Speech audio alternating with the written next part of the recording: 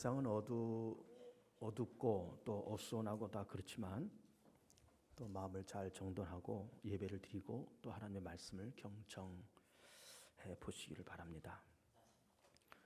오늘은 기독교 복음 천국에 대한 말씀을 드립니다. 우리는 흔히 천국이란 말도 하고 혹은 천당 그러기도 하고 혹은 하나님의 나라 이렇게 얘기하는데 다 비슷하지만은 또 사실은 살짝 다른 것도 있습니다. 천당이라고 하는 말은 성경에 나오질 않아요. 성경에서는 천국은 이제 나와 있지만 천당은 없습니다. 그래서 천당이라는 단어를 빼고 이제 천국과 하나님의 나라 이 두 가지를 말씀을 드리려고 합니다. 비슷한 개념인 것 같지만 또 살짝 다릅니다. 천국이라고 하는 개념은 실제로 그 천국이라는 어떤 구체적인 장소 내지는 공간을 얘기하죠. 공간과 장소. 또 하나님의 나라는 하나님의 뜻이 이루어지는 그러한 상태, 이것을 하나님의 나라라 그렇게 얘기합니다.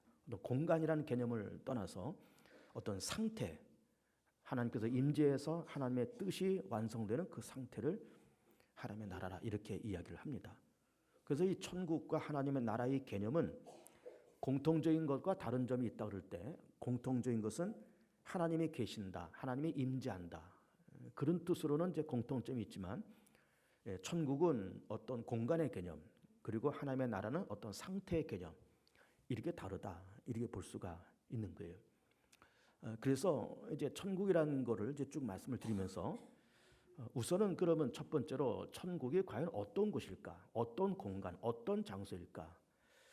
거기에 대해서 성경에서는 요한계시록 21장과 22장에서 우리 가운데 아주 정확하게 말씀을 하시고 있습니다. 이제 거기를 이제 찾아서 읽어드리면 이와 같습니다. 또 내가 새 하늘과 새 땅을 보니 처음 하늘과 처음 땅이 없어졌고 바다도 다시 있지 않더라.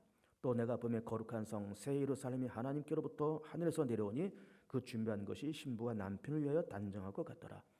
내가 들으니 보좌에서 큰 음성이 나서 이르되 보라 하나님의 장막이 사람들과 함께 있음에 하나님이 그들과 함께 계시리니 그들은 하나님의 백성이 되고 하나님은 친히 그들과 함께 계셔서 모든 눈물을 그 눈에서 닦아주시니 다시는 사망이 없고 애통하는 것이나 곡하는 것이나 아픈 것이 다시 있지 아니하리니 처음 것들이 다 지나갔음이로라. 그리고 10절을 계속 보면 성령으로 나를 데리고 크고 높은 산으로 올라가 하나님께로부터 하늘에서 내려오는 거룩한 성 예루살렘 보이니 하나님의 영광이 있어 그 성의 빛이 지극히 귀한 보석 같고 벽옥과 수정같이 맑더라. 크고 높은 성곽이 있고 12문이 있는데 문에 12천사가 있고 그 문들 위에 이름을 썼으니 이스라엘 자손 12지파의 이름들이라. 그리고 21장 계속 보시면 그 하나님의 나라, 그 천국이 얼마큼 화려한 나라인가라는 것을 이렇게 표현하고 있는데 그 성곽은 벽으로 쌓였고 그 성은 정금인데 맑은 유리 같더라. 그 성곽의 기초석은 각색 보석으로 꾸몄는데 첫째 기초석은 벽옥이요, 둘째는 남보석이요, 셋째는 옥수요, 넷째는 녹보석이요, 다섯째는 홍마네요, 여섯째는 홍보석이요, 일곱째는 황옥이요, 여덟째는 녹옥이요, 아홉째는 다망옥이요, 열째는 비치옥이요, 열한째는 청옥이요, 열두째는 자수정이라. 그 12문은 12진주니 각 문마다 한 개의 진주로 되어 있고 성의 길은 맑은 유리 같은 정금이더라. 성 안에서 내가 성전을 보지 못하였으니 이는 주 하나님 곧 전능하신 이와 및 어린 양이 그 성전임이시라. 그 성은 해나 달에 비침이 쓸데없으니 이는 하나님의 영광이 비치고 어린 양의 그 등불이 되심이라. 또 그가 수정같이 맑은 생명수의 강을 내게 보이니 하나님과 및 어린 양의 보좌로부터 나와서 길 가운데로 흐르더라. 강 좌우에 생명나무가 있어 12가지 열매를 맺되 달마다 그 열매를 맺고 그 나무 잎사귀들은 만국을 치료하기 위하여 있더라. 다시 저주가 없으며 하나님과 그 어린 양의 보좌가 그 가운데 있으리니 그의 종들이 그를 섬기며 그 얼굴을 볼 터여 그의 이름은 그들의 이마에 있으리라. 다시 밤이 없겠고 등불과 햇빛이 쓸데없으니 이는 주 하나님이 그들에게 비치심이라. 그들이 세세토록 왕노릇하리로다. 이렇게 되어 있습니다. 그 하나님의 나라가 어떤 곳인가, 천국이 어떤 곳인가, 어떤 공간 그리고 어떤 장소인가라고 하는 것이 요한계시록 21장, 22장에 걸쳐서 아주 자세히 그렇게 묘사를 하고 있습니다. 쭉 여러분들에게 읽어드렸지만 거기서 우리가 이제 느낄 수 있는 것이 뭔가 하면은 굉장히 넓다. 그 규모가 굉장히 크고 그리고 화려함과 풍성함이 극치에 다른다. 그리고 아름답기가 이루 말할 수 없다. 그런 것이 이 공간의 개념의 천국의 그러한 모습이다. 이렇게 보는 겁니다. 두 번째로 넘어오면, 그러면 화려하다, 아름답다라고 하는 것은 이제 요한계시에서 그만큼 우리가 봤는데, 그 화려하다, 아름답다라는 것을 뛰어넘어서 더 중요한 개념이 뭔가 하면은, 그 천국은 그 무엇과도 바꿀 수 없을 만큼 가장 가치 있는 세상이다 라고 하는 것이, 가장 가치 있는 세상. 또 어떤 것을 지불하고 그 나라를 사도 아깝지 않은 아주 최상의 가치가 있는 그런 공간과 그런 장소가 바로 천국이다 라고 하는 것이죠. 마태복음 13장을 보면 그 천국에 대한 여러 가지 비유가 있으면서 거기서 이제 중요한 두 가지 비유가 나와 있는데, 첫째는 밭에 감추인 보하고 둘째는 값진 진주를 구하는 장사의 이야기가 나오고 있습니다. 어떤 사람이 밭에 감추인 보화를 발견했다는 겁니다. 그래서 곧 바로 뒤를 보면은, 그래서 자기 소유를 다 팔아서 그 밭을 샀다는 거예요. 값진 진주를 구하는 사람이, 그 장사꾼이 정말 값진 진주를 만나서 자기의 소유를 다 팔아서 그 진주를 샀다는 겁니다.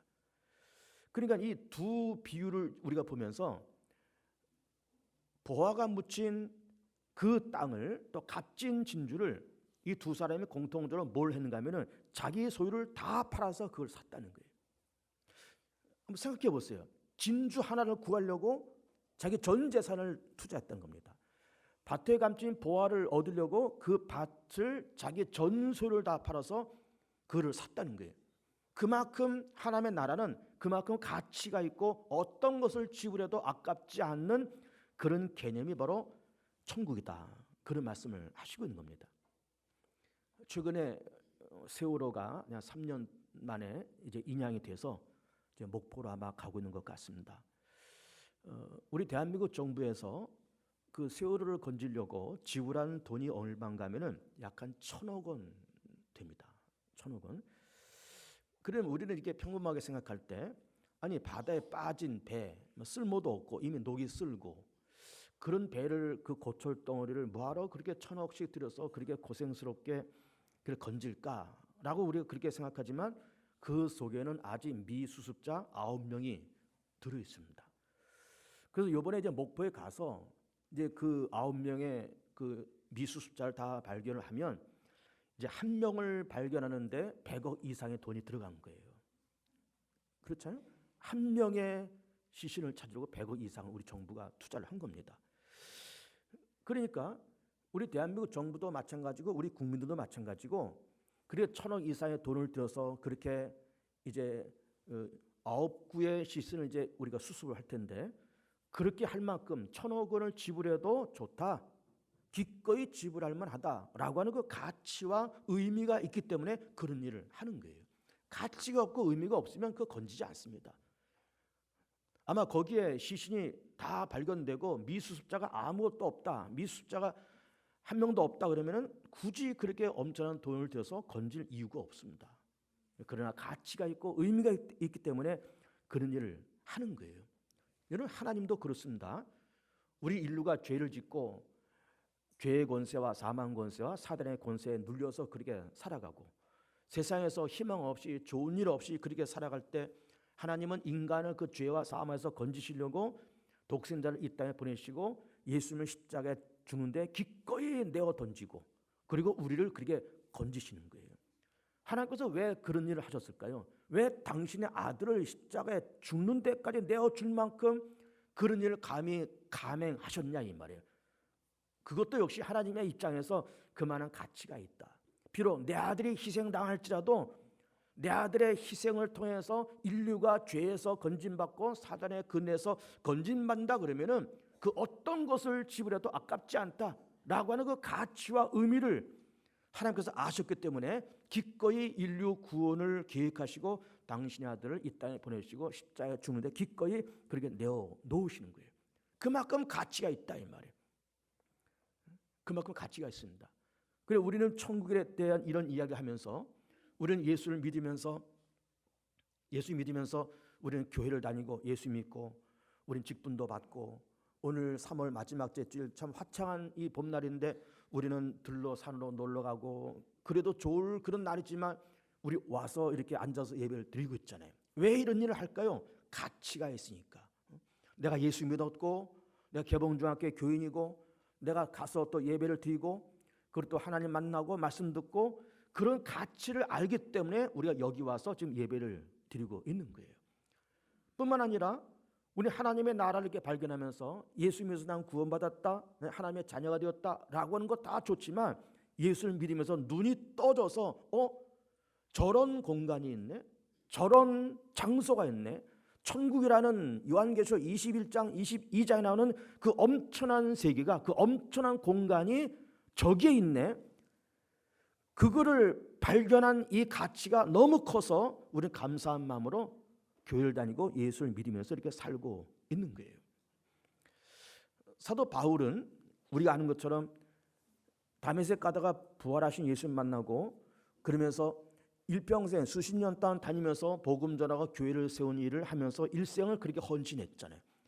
그러면 우리는 그 바울의 그 일생을 이렇게 놓고 보면서 젊은 사람이 좀 결혼도 하고 가정도 꾸리고 좀 자기 여가 생활과 자기 취미 생활도 즐기지, 저렇게 결혼도 안 하고 저렇게 사방팔방 돌아다니면서 그것도 뭐 좋은 일도 그렇게 좋은 대접도 못 받고 매 맞고 파손당하고 굶고 자지 못하고 저렇게 왜 돌아다닐까? 라고 우리는 그렇게 생각하지만 바울이 고백하는 것은 내가 예수를 알고 난 이후에 예수를 아는 지식이 가장 고상함을 인해서 다른 모든 것을 배설물처럼 그냥 내어버렸다는 거예요. 예수를 아는 것이 가장 고상하다는 거예요. 그리고 내 몸을 통해서 예수가 존귀하게 드러났으면 좋겠다는 거예요. 그 가치를 발견하고 그 가치에 자기 일생을 전부 다 투자를 해버리는 거예요. 그래서 우리는 지금 기독교 복음 천국이라는 말씀을 드리면서 요한계시에 있는 말씀처럼 참 화려하게 그지없고 아름답게 그지없고 넓고 넓은 그런 공간과 그런 장소가 있다는 것이 감사하지만 그보다 더 중요한 것은 그 천국은 그 무엇을 주고도 바꿀 수 없을 만큼 그만한 놀라운 가치가 있는 것이 바로 천국이고 자기 전 재산을 팔아서 사도 아깝지 않을 그 나라가 바로 천국이다라고 하는 거예요. 그 가치를 우리는 발견하고 살아가는 거예요. 그 가치를 알았고 그 가치를 소유하고 그 가치를 조만간 누릴 것이고 그날에 가서 말이죠.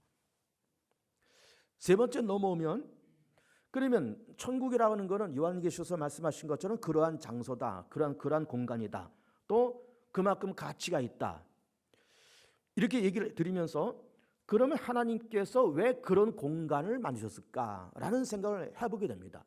물론 우리에게 좋은 세상을 우리 가운데 주시려고 그런 공간, 그런 장소를 만드셨다라고 그렇게 얘기가 가능하고 또 왜 천국이 존재할까라는 것을 논리적으로 성경 근거를 통해서 다 말씀드릴 수 있지만 아주 현실적으로 중요한 것은 천국이 존재하는 이유와 천국을 하나님께서 왜 만드셨는가 하면은 결론부터 얘기한다 그러면은 우리로 하여금 참 너무너무 다행스럽다라는 말을 하게끔 하기 위해서 하나님께서 천국을 만들어 놓으신 거예요. 너무너무 다행스럽다. 천만다행이다 이거. 천만다행이다. 그런 고백을 인간으로 하여금 하게끔 하기 위해서 하나님께서 천국을 그렇게 만들어 놓으신 거예요. 왜 그런가 하면은 말씀을 보면 요한계시록 21장 아까 말씀 읽었는데 거기 4절 말씀이 이렇게 기록되어 있습니다. 모든 눈물을 그 눈에서 닦아주시니.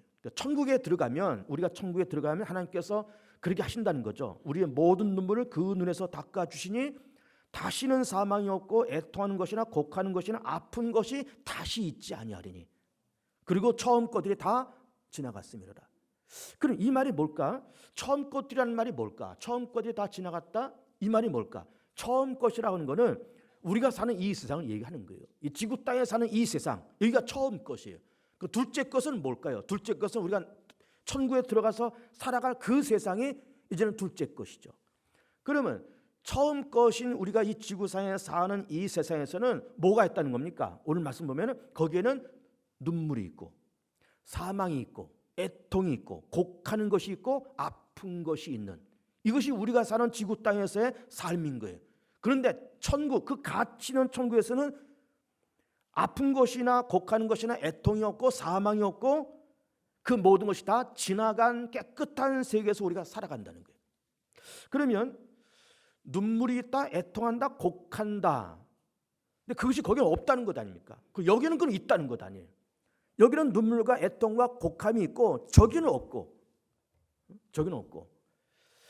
그러면 이 세상에는 그는 애통하고 곡하는 것이 있다라고 말씀하시는 건데 어떤 것이 곡하는 것이고 아픈 것일까? 이런 예를 한번 제가 드려볼게요. 우리는 세상 살면서 그래도 우리는 세상을 어지간히 지금 살아왔습니다. 몇십 년 동안 세상을 살아오면서 참 행복하고 즐거운 때가 없었던 것은 아니지만 속상하고 기분 나쁘고 원통하고 억울하고 분했던 때도 사실은 굉장히 많았던 거예요.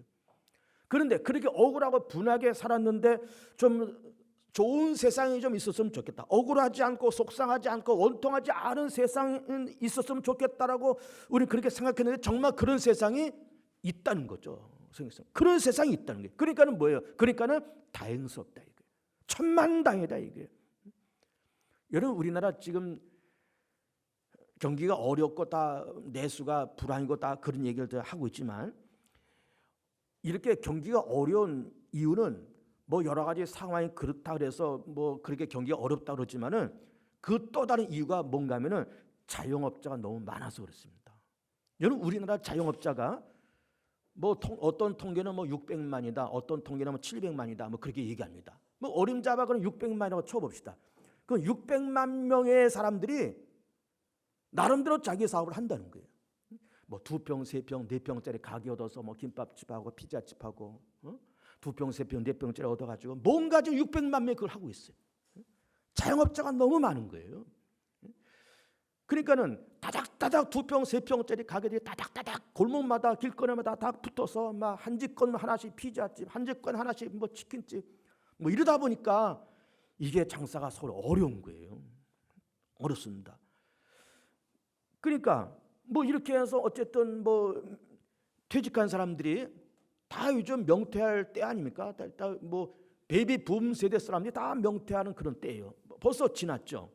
그분들이 이제 은퇴를 해서 뭐 퇴직금 뭐 1억, 2억 이렇게 받아가지고 거기다 은행 대출 이자 이렇게 껴서 뭐 2평짜리, 3평짜리 가게 얻어서 뭔가 이렇게 꿈을 뭔가 하는 거예요. 지금 뭐 김밥을 하든지 피자집을 하든지. 그렇게 해서 이게 좀 잘 돼서 한 1년, 2년 지나가면서 좀 흑자도 나고 가게도 좀 늘어가고 그러면 좋은데 너무 경쟁자가 많으니까 자영업자가 600만 명이 그런 일을 하고 있으니까 경쟁은 치열하고 그러니까 이게 잘 안 되니까 이게만 서너 달 만에 집어치고 한 해, 2해 하고 집어치고 그런 일이 비일비재하게 우리 지금 대한민국 사회에서 일어나고 있는 거예요. 그러다 보니까는 다 뭐 원금 까먹고 이렇게 저렇게 뭐 권리금도 못 받고 다시 나와야 되고 이러면서 어려움이 좀 중첩되고 있는 겁니다. 이게 다 뭘까요? 이게 다 눈물과 곡하는 것과 다 애통하는 거예요. 그렇게 하면서 애통하잖아요. 애통하지 않습니까? 장사도 잘 안 되는데 주인은 자꾸 가게에서 올려달라 그러고 이게 그래가지고 이게 자영업자들이 이게 살 길이 없는 거예요. 자꾸 뭐 가게에서 올려달라 그러지 월세 올려달라 그러지 조물주의 건물주 뭐 그런 말 우리가 늘 듣지 않습니까? 이게 막 건물주가 막 조물주보다 더 센 거예요.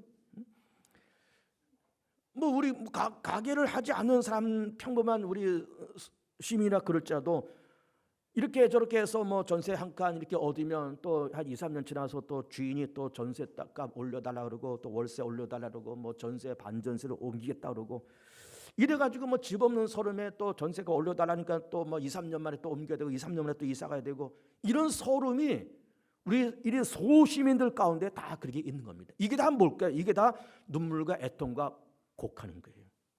다 곡하는 겁니다. 세러리맨들 월급쟁이들 아침 6시에 출근하고 저녁 10시에 퇴근하고 맨날 야근하고 맨날 가방 들고 출장 다니고 받는 월급은 쥐꼬리만 하고 나갈 때 많고 쓸 때 많고 그러니까 이것이 다 곡하는 곡과 눈물과 애통이에요. 이 세상에서는 그런 눈물과 애통과 곡함이 이 땅에는 가득히 있더라 이 말이에요. 그런데 다행스러운 거는 저 세상에는 없다는 거예요. 거기는 그게 다행스럽잖아요. 왜 만드셨느냐라는 걸 떠나서 너무너무 다행스럽다 그 말이에요.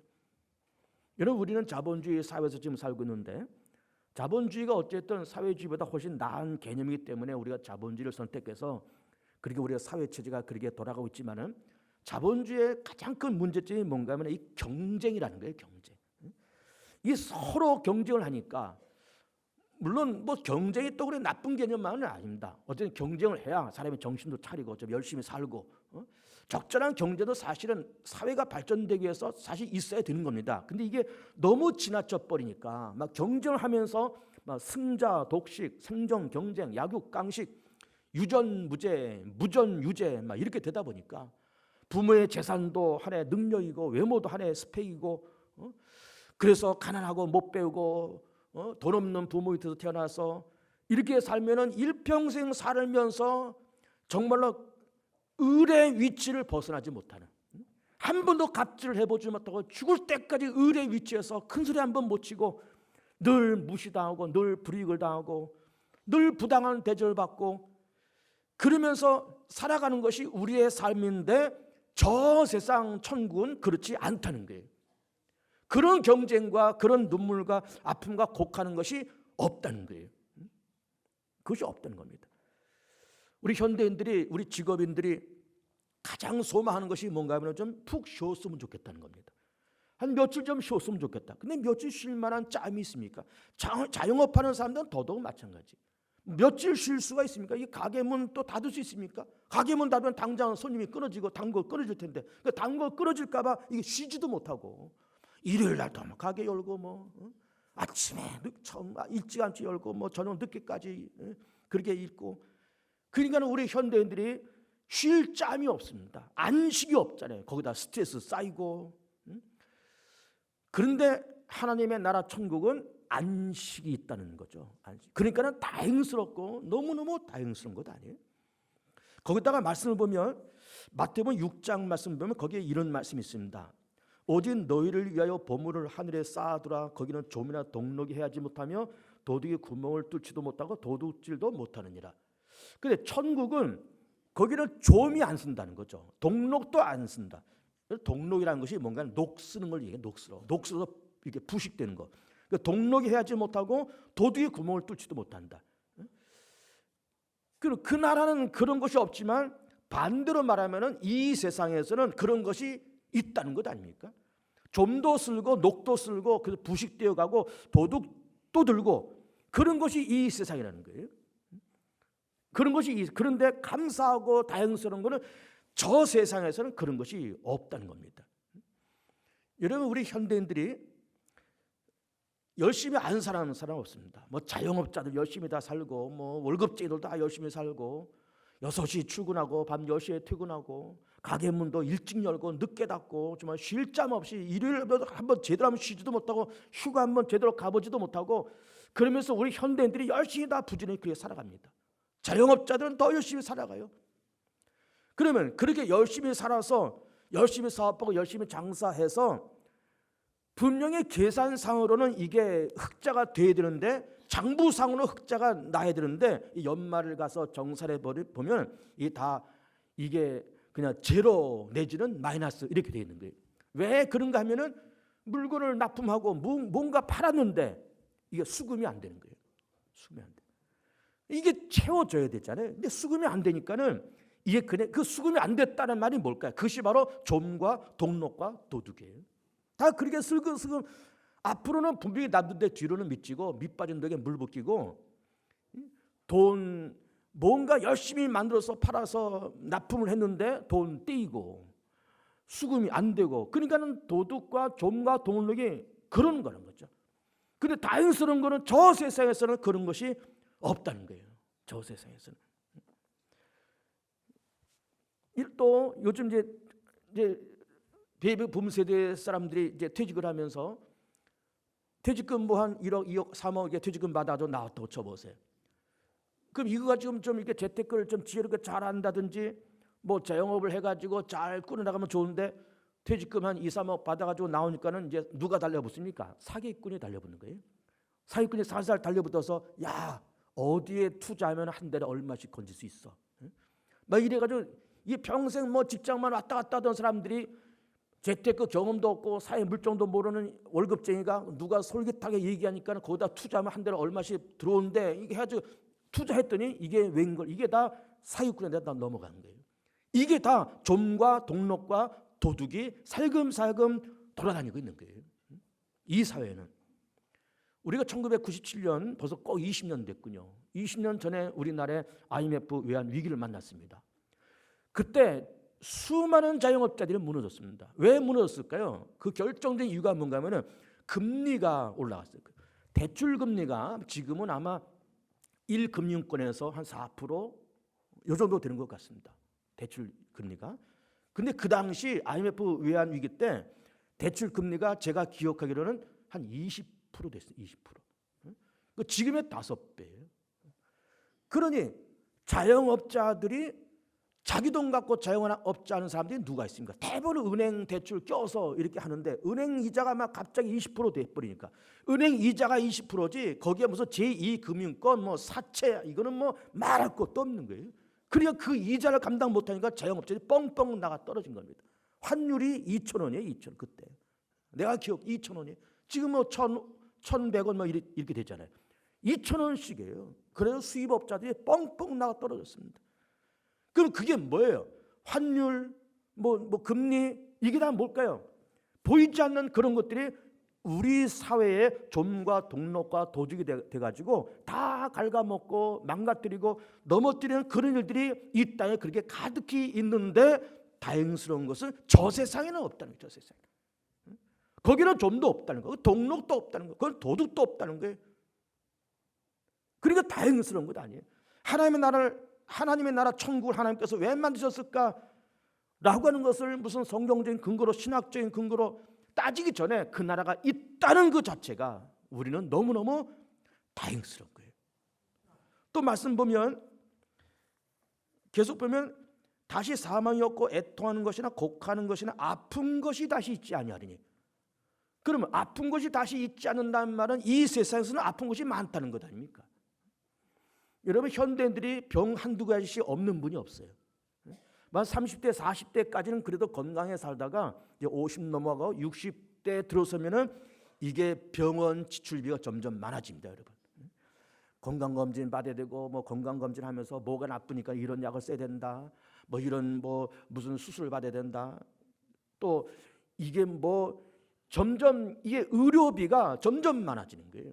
그래도 이 노인들이 조금씩 어쨌든 노후 자금 이렇게 몇 푼 마련해 놓은 거. 또 애들 시집장가 보내서 얘네들이 그래도 한 달에 얼마씩 용돈 보내고 생활비 보내는 거 이게 대부분 어디다가 이게 들어가는가 하면 병원, 약방, 무슨 건강보조식품 이런 거 사자 쓰냐고 거기다 다 없애시는 거예요. 좀 나이가 들어서 젊어서 못 갔던 여행도 좀 슬슬 다니고 좀 맛있는 것도 좀 먹으러 다니고 젊어서 바빠서 못 사 입은 거 좀 좋은 옷도 좀 철 따라 좀 좋은 옷도 해 입고 이러고 싶지만 나이가 들어가면서 여기저기 아프니까 그냥 뭐 여기저기 들어갔더니 다 병원에다가 다 갖다 주는 거예요.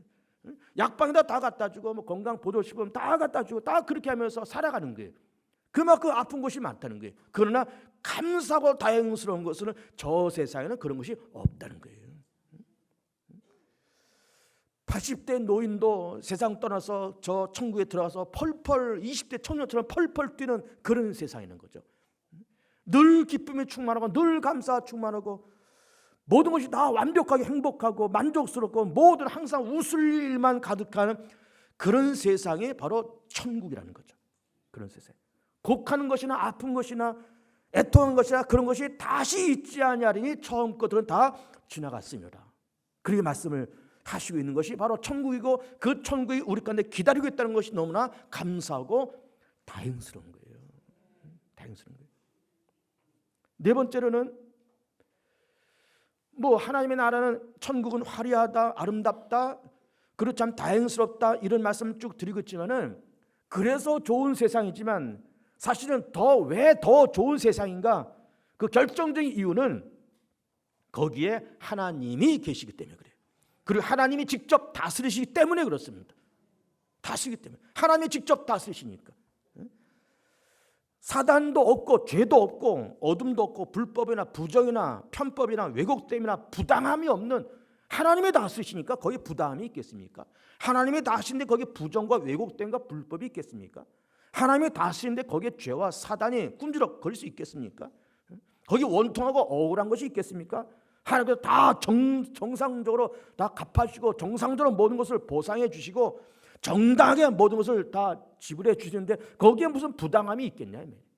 하나님이 계시고 하나님이 다스리는 세상이기 때문에 이상한 사람이 다스리면 나라가 이상해지는 것이고 어느 기업도 이상한 사람이 다스리면 그 기업도 이상해지는 것이고 다 그렇지만 정의와 그리고 의가 충만한 하나님이 완벽한 공의와 완벽한 정의가 있는 하나님이 계시고 그 하나님이 직접 다스리는 세상이기 때문에 그래서 그 세상이 좋은 세상이다 그 말이죠.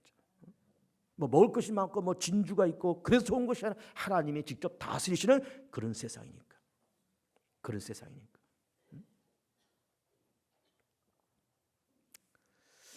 우리 여인들이 가끔 그런 푸념을 합니다. 남편 복 없는 년 자식 복도 없다.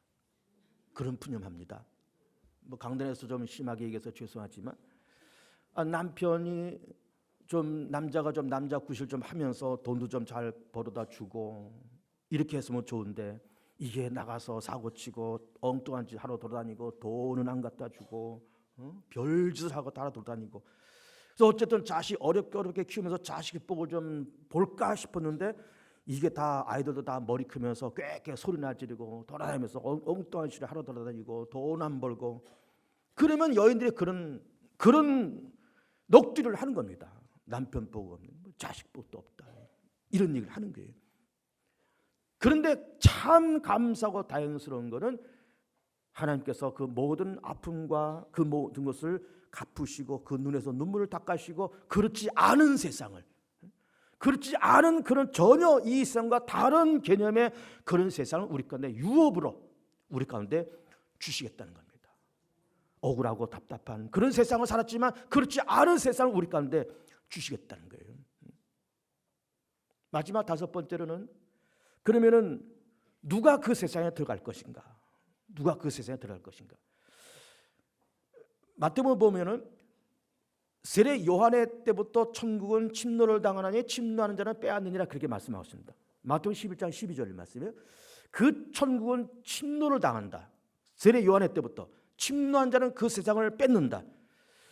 그래 천국이라는 개념을 지금까지 쭉 말씀을 드렸는데 그 세상은 침노하는 자가 얻는다는 거죠. 그러면 침노한다는 말이 뭘까? 뭐 나가서 뭐 싸우고 뭐 총칼 들고 싸우고 그런 것이 아니라 그 침노의 방법은 곧 믿음과 소망이에요. 예수 그리스도를 내가 믿고 하나님의 존재를 내가 알고 믿고 하나님의 독생자 예수님께서 이 땅에 오셔서 나와 온 인류의 허물과 죄를 담당하시고 십자가에 죽으시고 부활하신 사실 믿고 예수 그리스도를 마음에 믿고 영접한 주님으로 믿고 영접한 그 사람이 그 나라를 차지한다는 거예요. 그 믿음이 곧 침노입니다. 침노. 그리고 또 소망 속에 그 나라를 소망하는 사람이 그 나라를 얻는다는 거예요. 오늘 우리 성경 본문을 사실은 누가복음 16장 말씀을 선택했습니다. 우리가 잘 알고 있는 그 유명한 부자와 나사로 사건이에요. 이 말씀을 제가 소개를 하겠습니다. 어느 부자가 자색 옷을 입고, 자색 옷이라고 하는 것은 아주 고급 옷, 이런 고급 관리들이 입는 옷 혹은 왕들이 입는 그런 옷이 자색 옷이에요. 그런 옷을 입고 맛난 음식을 먹으면서 맨날 호화롭게 즐기면서 그렇게 살았다는 겁니다. 그런데 반면에 거지 나사로는 그 부잣집 문 앞에서 떨어지는 부스러기를 먹으면서 그렇게 살았다는 거예요. 둘 다 죽었습니다. 부자는 지옥에 떨어지고 거지 나사로는 천국에 올라가서 아브라함 품에 안겼다는 거예요. 어느 날 지옥에 떨어지는 부자가 눈을 들어서 천국을 바라보니까는 어디서 많이 본 듯한 사람이 거기 있습니다. 자세히 보니까는 생전에 자기 집 문 앞에서 음식을 얻어먹던 거지 나사로예요.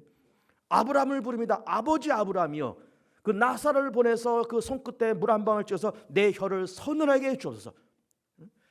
그랬더니 아브라함이 하는 말이 여기서 거기로 갈 수 없고 거기서 여기로 올 수 없다는 거예요. 너와 우리 사이는 큰 구렁텅이에 있어서 오고 갈 수가 없다는 겁니다. 그 말이 이 누가복음 16장에 나왔는 그 부자 나사로 그런 사건인 겁니다. 그럼 여기서 우리 이 말씀 보면서 그 부자는 지옥에 떨어지고 거지는 아브라함 품에 안기면서 천국 갔다. 그 우리는 일반적으로 생각할 때 구원받는 것은 믿음으로 구원받는 것이고 믿음으로 하나님의 나라에 들어가는 것인데 이 부자가 믿음이 없었다는 말도 성경에 나와 있지 않고 나사로가 예수를 믿었다, 뭐 하나님을 믿었다 그 말도 없는데 이걸 그럼 어떻게 해석할까? 이게 사실은 이 부자 나사로 사건에서 아주 예민한 그런 사안입니다. 아주 예민한 사안이에요. 이렇게 해석합니다. 믿음이라고 하는 것은 믿음과 소망은 이거는 별개의 사건이 아니다. 이렇게 봐야 됩니다.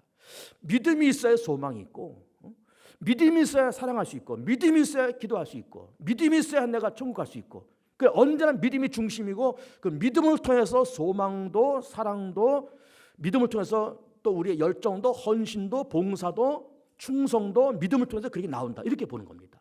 그 믿음을 통해서.